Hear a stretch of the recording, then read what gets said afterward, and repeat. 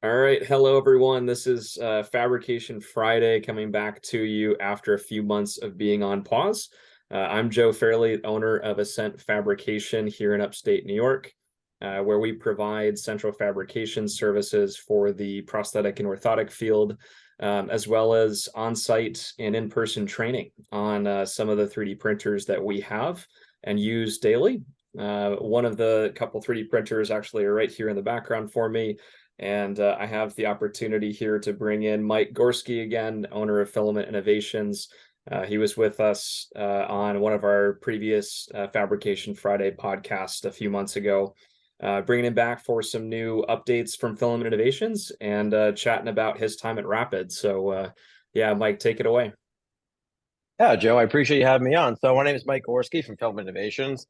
We had a hell of a time at Rapid. So we did not have a booth, but we went out there as a team. We walked the floor, and I gotta say, being able to walk the floor and not being tied to a booth is awesome. It's really nice just to be able to walk around, shake some hands, talk to people, and see what's going on in the industry.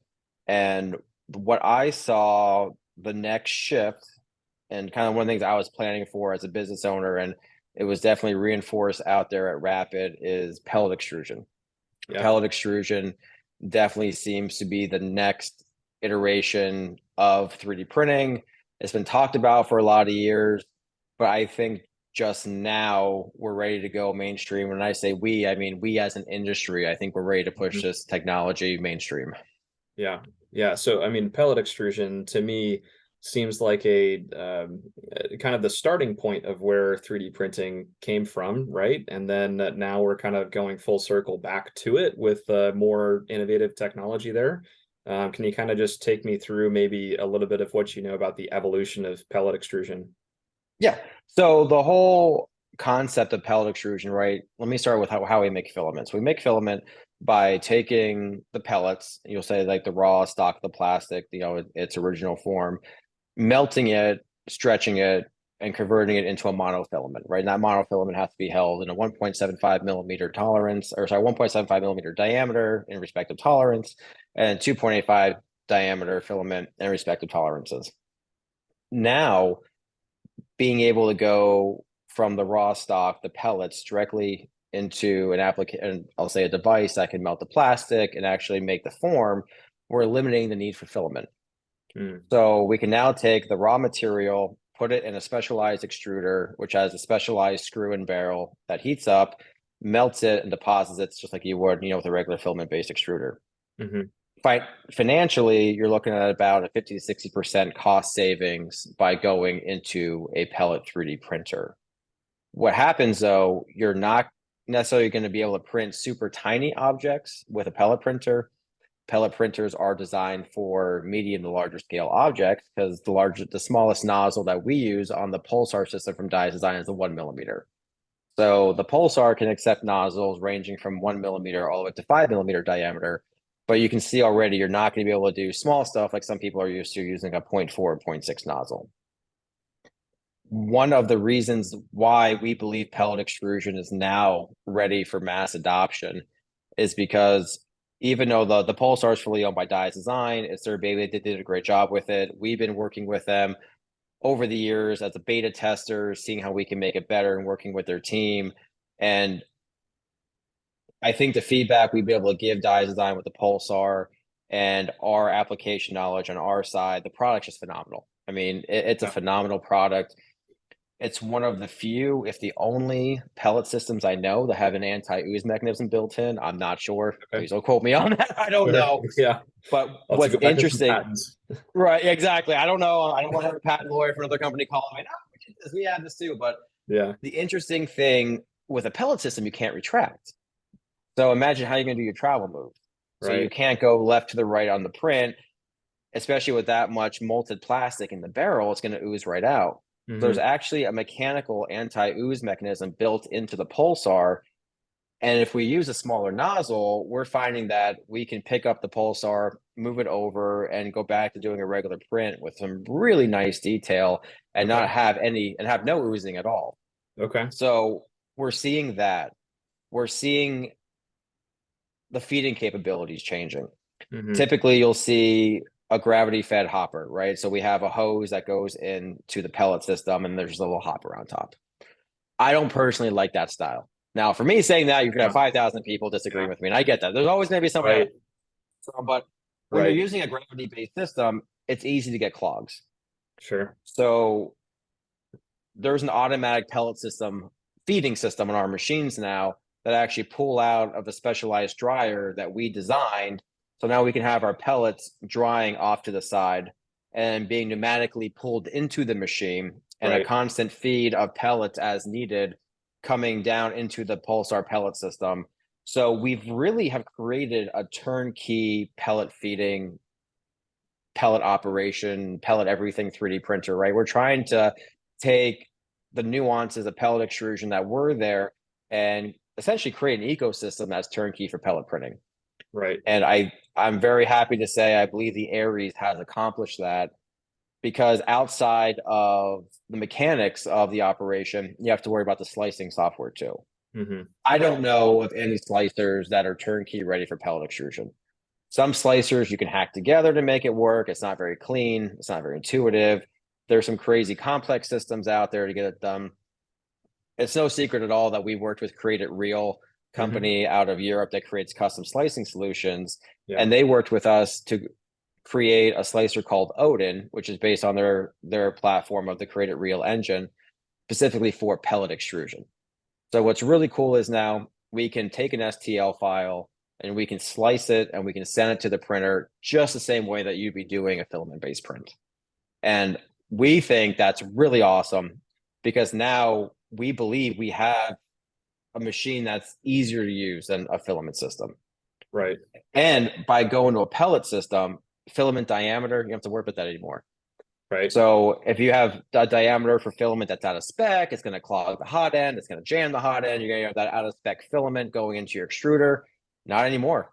Not anymore. So we can just pull the raw stock into the Pulsar pellet system as needed, and that idea of a filament jam or being out of tolerance just goes out the window.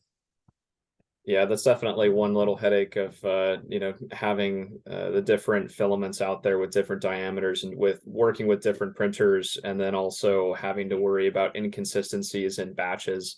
It happens to the best of the filament companies out there. They're joking you if they say they don't have those problems, but definitely interesting to see that with pellet extrusion, we're coming into this area where you're going down a path of being able to print even more fine objects than what has been previously printed. Is that kind of right? I'm kind of under the idea that the main gist from people is that you're only printing in vase mode. Is that the case? Or now, say with some travel moves, we're able to print outside of vase mode? Right. Yes. But I believe that highly comes down to the extruder and how the slicer prepares the files for pellet printing. If your pellet system, which to my understanding, the majority do not have an anti-ooze mechanism, that's why you see so many spiral base mode prints, because you can't do travel moves. That you're going to have, when the machine picks up to move that head over, all that plastic's going to keep running out. But what the benefits of the Pulsar is the anti-ooze mechanism is going to kick on. You're going to have very little to no oozing. You're still going to have probably a teeny tiny amount, but I don't think anything crazy different than what a well-tuned filament system would do. Right. And then it's going to restart the print in a different position. So we've been working on our Aries pellet system for basically the past 2 years. And I know there's other pellet systems out there, but Filament Innovations really prides itself on a turnkey solution. And we don't want to ship anything that's hacked together, because the way we run our business here is that we want to create a USA-based machine that when you receive it is turnkey. You just plug it in and go. And when Pellet Systems first came out, you kind of had the system, right? But then you had to get the feeding system down. Or how do I hack a slicer together and modify a slicer to make this work? So there was no, I hate to use the word ecosystem again, but there was no ecosystem in pellet extrusion. So you're coming over here, you're coming over there, you're going over there. You're trying to say, how do I do all this? And we just want to be the first USA made customer to say, not only do we have a turnkey solution for pellet, but it just works. And that's really what we want to do. And between the hardware and the software, the dryer, getting the automatic feeding system down, we're ready to go, in my opinion, to go full scale the market and say we solve this we solve a lot of problems. We put a lot of work into R&D, and now we have a really cool solution that's going to be reliable for your production facilities.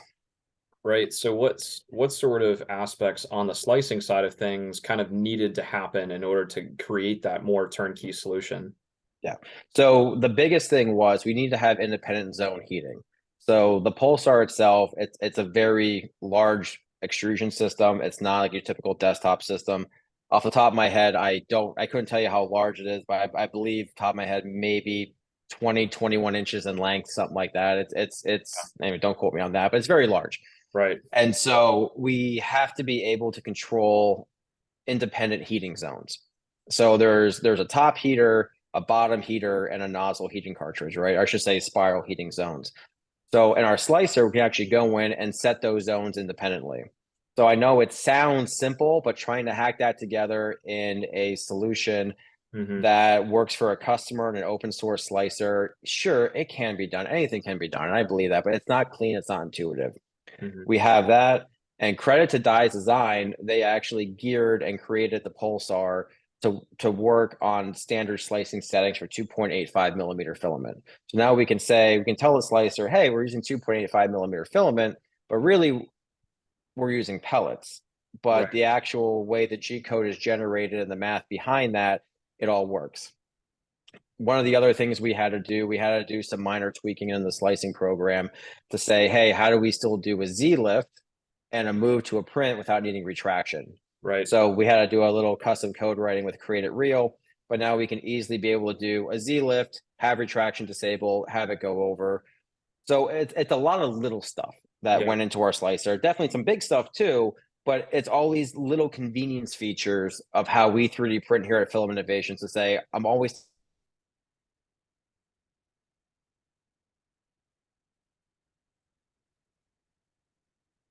Oh, do we have you back now, Mike? Got frozen a bit.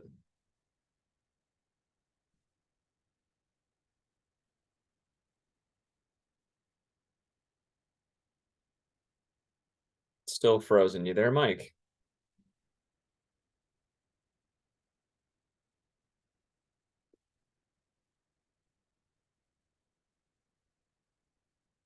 Looks like we got some technical difficulties. Mike's going to try to get back into the meeting here. So we'll just wait a few minutes here for him to get back in.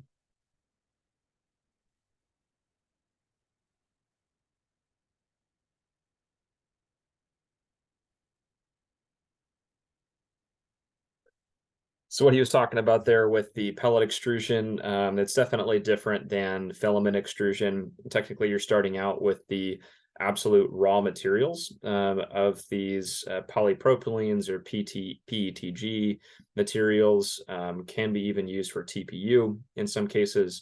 So there's definitely a cost savings on that side of things when you're starting out with that raw material, printing with that raw material. I'm sure Mike can actually corroborate this, but I believe it's about 50% of a cost savings when you're using pellets to print with instead of filament. Filament has kind of become a commodity simply due to the convenience of consumer level FDM printing, and has a few of its nuances on its own, like we talked about the inconsistent diameter thickness sometimes from batches. You really have to dry out materials, whether they are in pellets or filament form.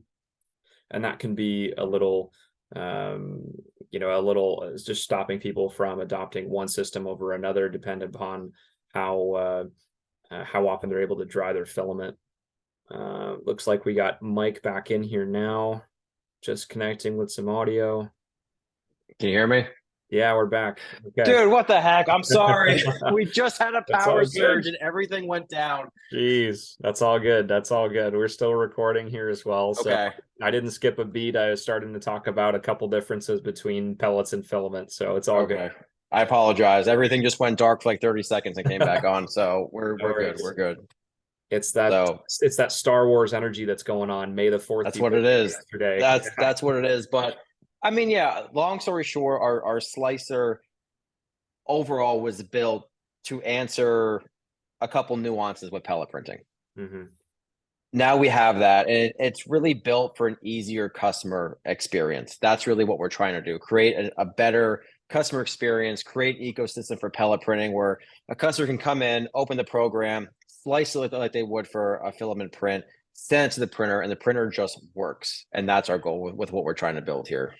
Yeah, and certainly I know you've seen that, especially in the P&O field, we kind of need these all-in-one solutions that just work. Yes. Very robust machines. I can say from being a user myself of the Kratos here, it's the little brother to the Icarus, the other filament machine that Mike puts out with his team, as well as then the Aries, a little bit larger than that. They're extremely robust machines. We're printing everything from test sockets to Coplay, the CPX, and polypropylene. Some TPUs we're getting involved with a little bit now, doing some lower extremity orthotics. So, with where you see this kind of heading with filament printing and pellet printing, what does that mean specifically for the P&O field, and what could it mean for other industries? Yeah. So as we advance the technology, we get the technology to go faster, easier. I know the big question, and I'm going to answer this from a personal level, not a business level. The $1 million question is, can you make a definitive socket on a 3D printer? And I've always told people Filament Innovations is going to do everything we can to get us there. We are very fortunate to be working with Mitsubishi Chemical Group. I believe now they're known as Mitsubishi Chemical America. And what we've been able to do is, as we roll TPX out, we really designed that for preparatory socket use. We've gotten amazing feedback on it. And now we want to take that from preparatory use to definitive use. And how do we get there? So we've taken the feedback from all of our clinics that are using it, took that feedback to Mitsubishi Chemical America, actually worked with real chemical scientists, not just saying, hey, I need this, and someone does it. And I said, this is what we've gotten back from clinics using CPX. They love it because it is a copoly-based material. But how do we alter it to make it into, we hope, a definitive material? We hope. So some of the feedback we got was, let's be able to print it a little bit faster. I mean, we're still, when I say faster, we're talking the difference between 2 hours and 90 minutes. Yeah. So we're already pushing the envelope here with high. Yeah. So when I say that, it's not like it's a 14-hour print versus 8-hour print. We're already cranking out CPX sockets 90 to 2 hours. But hey, I get it. Time is money. I'm a business owner. I totally get that. So we can go from 2 hours down to 90 minutes. That's a huge improvement, right? So that was one of the things. How do we make it easier to print? Because any polypropylene with any type of 3D printing is hard. And CPX is definitely no difference than any other polypropylene out there in terms of making it easier to use. So sure, we have tricks and tips to that, but how do we stabilize it for 3D printing? How do we increase the Z-axis strength? And that's with any material out there, right? Because that typically tends to be the weakest point in a 3D printer, is when you're printing, how do we increase the Z-axis strength? And how do we make it beneficial to the end user as well? We want to make sure that we're not putting any additives in. We're not putting anything extra into the material that's going to hurt the end user, the patient having it, right? So we took all this to Mitsubishi Chemical America, sat down with their real chemical scientists and said, hey, we want to take CPX to the next level. So we found out by adding just a little bit of chopped carbon fiber, not milled, but just a little bit of chopped carbon fiber, we can actually increase the Z-axis strength. We can increase the rigidity of it just a little bit. One of the feedbacks we got on CPX was people loved how ductile it was. They loved having just a little bit of flex to it. Yeah. But can we stiffen it up just a little bit? All right. So the way to do that is adding a little bit of chopped carbon fiber. How do we make it a little bit easier to print with? We want to stabilize it during printing. So we took the chopped carbon fiber along with, I believe it was 4 other additives that's in this new version of CPX. So we have a total of 5 ingredients in the new CPX, one of them being chopped carbon fiber, 4 of them being secret right now because we're still evaluating everything. We don't want to say anything just yet. And we came out with this new material of CPX that we think is going to get us there. We hope gets us there, right? I don't want to say any legal disclaimers yet, but we have some tests in the field. A lot of our customers got some variations of the new materials we're working on. We found the formula of this new CPX material that we're going to bring to market. It will be in both filament and pellet form. But the idea is we could add chopped carbon fiber to it It did not come out to be a harsh feeling print because we know we still want to maintain those smooth lines. We've seen companies add 12, 15, 20% carbon fiber to it, but it doesn't feel good in a person's hands, right? That's great for mechanical application. That's great for industrial application, but maybe not something that's going to go on the human body that people are going to be touching on a daily basis. It's going to be a little bit itchy, right? So this new version of CPX still retains a smooth feeling to it, even with the chopped carbon fiber in it. It's much easier to print with, better build adhesion. I have not seen any warping with it yet at all, which is fantastic. And I can tell you the Z-axis strength, just from our in-house testing in the shop, I think is definitely improved. Right. And you're still getting that little bit of flexibility that you're going to want in it. So I really think we have something special here with this next round of material. We are moving forward right now to getting placed into filament form, and we're hoping in the next month or so we'll be able to bring the first production version of it to market. Very nice. Yeah, and I was fortunate enough to hang out with you last week and get trained up on the Aries a little bit and to see these new sockets. So just wanted to kind of give everyone a glimpse, preview of one of the BK sockets, below knee, that was printed by the Aries while I was there in, again, less than 2 hours. It was probably an hour and a half. Hour and a half for that socket. Yep. Yeah, I can say it definitely has a nicer surface finish than what I felt some other carbon fiber, blended materials to be. I haven't cut this one out yet for the trim lines, but it still has a little bit of give to it. So kind of liking that aspect of it, but does still feel a little bit more stiff than the regular CPX. So yeah, very, very excited to give this a run for its money and try to break it any way that I can. To start to see how they break, right? Because they're all at some point. It's just a matter of being informed about, okay, do we start to see some, layer line degradation? Is it, going in only specific areas? I know, prosthetists are going to want to know kind of at what point does that break, and then that begs the question to trying to do some type of cyclic testing on it, failure testing.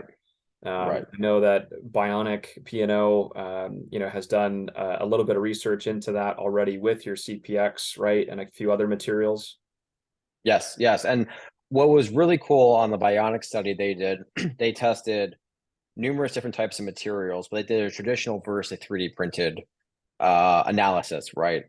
What I thought was a super interesting takeaway from their analysis was they showed that traditional fabricated sockets were inconsistent in their failure point. Some were stronger, some were less stronger.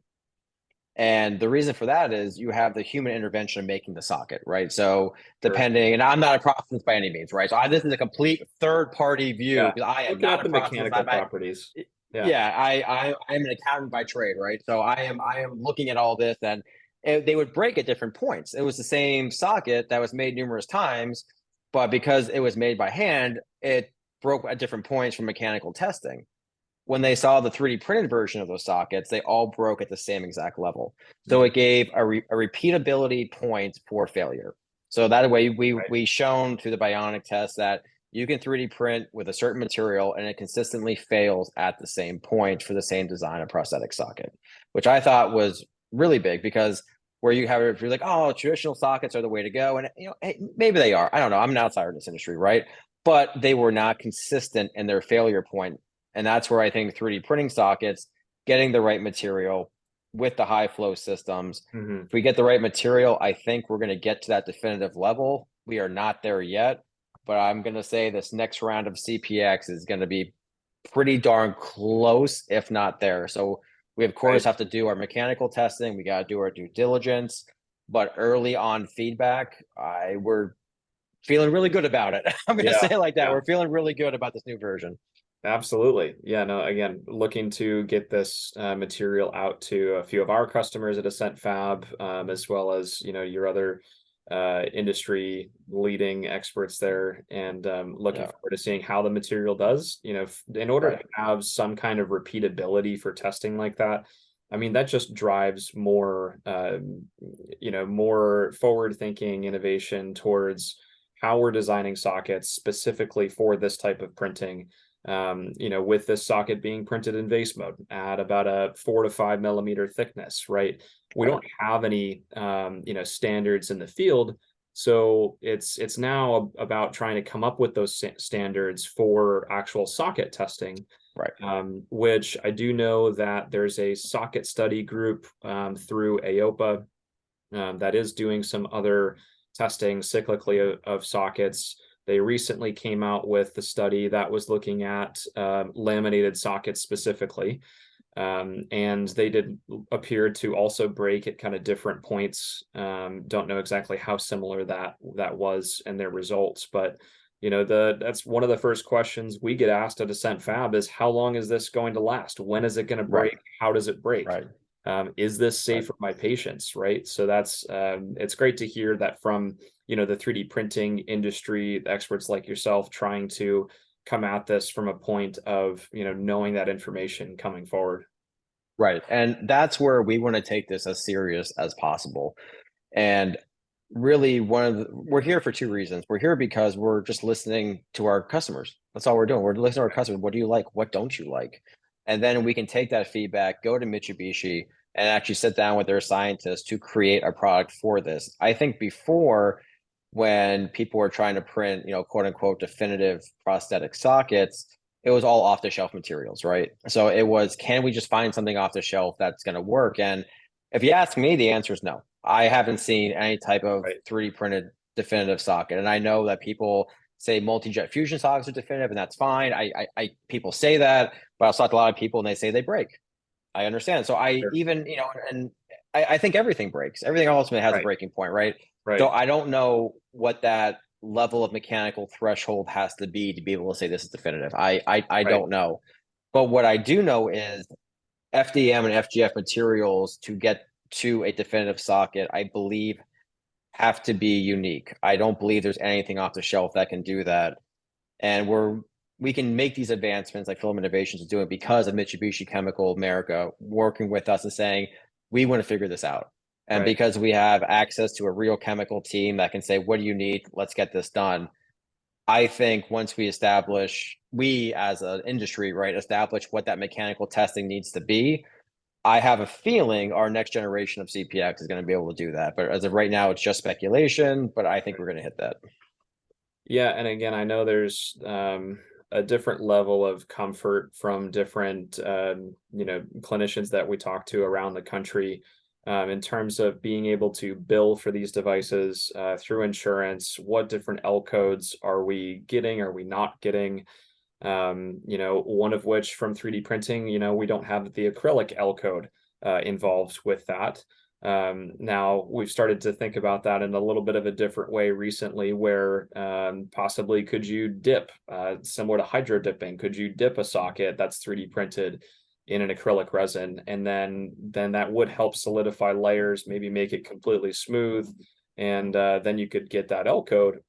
Would that work? That might be something we'll test here in the near future.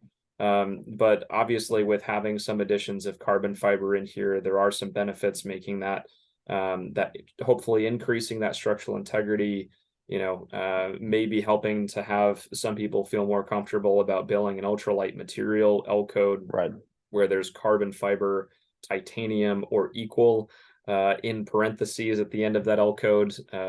Interpret that as you will, but that's kind of across the board very split between different prosthetists being comfortable coding for that, dependent upon what type of carbon fiber is even introduced into this, right? So you mentioned specifically chopped carbon fiber, right? And so that's different than what is currently put into other filaments. Yeah, so it's in the 3D printing world, the market can get a little sketchy. And anyone that's ever worked with Filament Innovations, I tell all my customers, here's the science behind it, and then here's the marketing behind it. Most companies will use a milled carbon fiber, which is essentially just a powder. They're throwing just straight powder into it, and they're calling it carbon fiber 3D printing filament. Sure, there's carbon fiber in it. You're right. Right. But it's dust. It's literal dust that's Right. just being put into a filament. Where we're actually putting chopped up strands of carbon fiber into still small, right? But they're actual carbon fiber strands that are going to lead to additional rigidity and better stabilization in 3D printing. So we just want to make sure our customers know what we're doing and we give them the facts and the science behind it. To me, just a strict powder going into it, it's not what people think carbon fiber is. They think Yeah. strands, they think twill style carbon fiber. So Mhm. we actually have physical strands of carbon fiber going into it. Right. And that's something very unique that I think, hasn't really been, explored before in aside from, companies like Mark Forged and Right. Aniso Print that, have continuous carbon fiber, fiberglass, even Kevlar Right. fibers Right. into their prints, which is a whole other level on its own for the Sure. printing process. We do have a Mark Forged printer, and we've done some research on some prosthetic feet and knee printing in the past. So we're familiar with trying to print continuous carbon fiber. Just, I guess, one question for you there. Do you think, that type of printing could even be feasible for prosthetic sockets, or is, chopped carbon fiber just that much more attainable? Chopped carbon fiber is much more obtainable and much more financially attainable than going to a continuous system. Sure. I mean, it's like anything else. I could guess that continuous system is the future. Is it going to be economically feasible? I don't know. I don't know of any machines large enough to make a Yeah. socket, but that's not my area, right? Of expertise. Maybe they are. Someone might say, yeah, there's continuous carbon fiber out there this size. If there is, fantastic. I don't know of any of being in the industry, but we want to get there. Our whole goal is to make these machines affordable and make sure that customers who are going to invest with Filament Innovations see an ROI on their machines. I mean, these are production scale machines. We take our customer support extremely seriously here. We want to make sure that when you buy an FI machine, you can go in, start printing on day one. Any issues that come up, we fix it. But the biggest thing for us is we want to make it reliable and cost effective at the same time, which is it's hard to do from a business standpoint, but we think we're doing it. Our customers are Yeah. very happy with our machines. Yeah, for So sure. I think we're there. So to answer your question, I think the chopped carbon fiber is going to be more economical right now. Yeah. And if it can get us there through scientific testing and we find out what those mechanical limits are from the other organization creating those standards, we can make sure we achieve those. But we have a lot of high hopes for our new carbon fiber Yeah. CPX and plus a couple other additives inside of it. Oh, cool. Yeah, no, I'm looking forward to testing it out and getting it out there to a couple of our customers as well. So for, everybody, watching here, how can they get in touch with you? What should they do when they think about, pellet extrusion 3D printing in general, and considering getting into printing like that? Sure. So reach out to us, filminnovations.com. We have a contact us form there. All the contact forms that people are submitted go either myself or our staff here at Filament Innovations. You'll get a response right away. I know we're running out of time here for the podcast, but there's numerous benefits of pellet printing, especially for the O&P sector. And it's a real quick plug. Pellet printing opens you up to soft durometer materials as well. So we already have a 75A being used. We have a 60A working on getting here in the shop, but I know silicone liners, silicone consistency, as an outsider, I've been told is very critical in the O&P industry. We're not going to be printing with silicone in a pellet system, but if we can get a Right. plastic that has a similar durometer, now we're talking. That'll And be that we are super interesting. actively, and that will only work in a pellet system because anyone who ever tried to run soft materials through an extruder on a filament based system, no, it just is not going to work. Right. But that filament clogging, stretching, all those issues with soft filaments go away when you go to a pellet system. So we're going to have some soft stuff coming out very soon for our pellets. Very cool. Well, thanks again, Mike. I'm definitely going to have you on another time because we didn't have enough time here today to go further into pellet.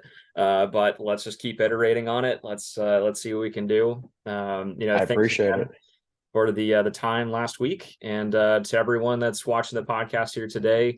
Fabrication Friday coming at you from Ascent Fabrication. Thanks again for watching and listening. And reach out to either of us to learn more. Thanks. Thank you, sir. Thank you. Have a good one. Yeah.